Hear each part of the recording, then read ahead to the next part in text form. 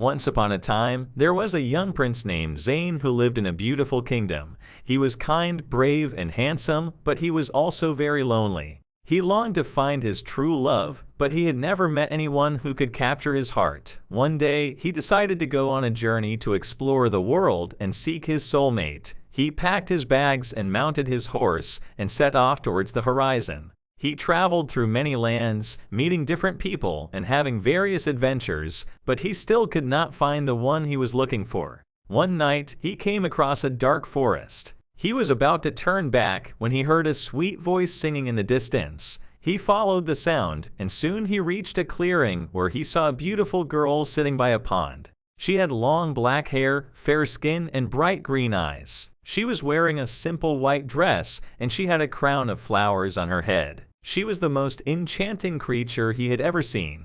He approached her slowly, and she smiled and said, "Hello, stranger, who are you, and what brings you to this forest?" He introduced himself and told her his story. She listened attentively and then said, "My name is Zara, and I am the princess of this forest. I live here with my father, the king of the fairies. He is very protective of me, and he does not let me go out of the forest. He says the world is full of dangers and evils, and he wants to keep me safe.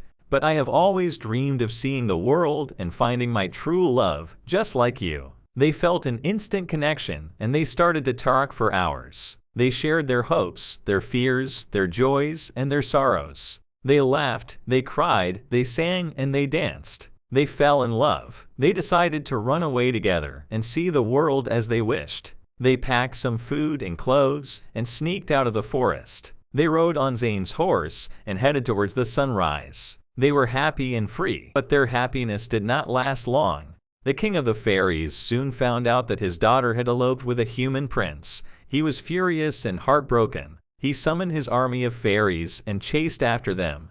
He caught up with them at the edge of a cliff and ordered them to stop. He said to Zara, "My daughter, how could you do this to me? How could you betray your own kind and run away with a mortal? Don't you know that humans are cruel and selfish, and they will only hurt you? Come back with me, and I will forgive you. Leave this prince, and I will spare his life." He said to Zain, "Young man, how dare you steal my daughter from me? How dare you seduce her with your lies and charms? Don't you know that fairies are magical and powerful, and they will not tolerate your insolence? Let go of my daughter, and I will let you live. Keep her, and I will destroy you." Zara and Zain looked at each other, and they knew what they had to do. They held each other's hands and said, "We are not afraid of you or of death. We are ready to face whatever comes our way as long as we are together."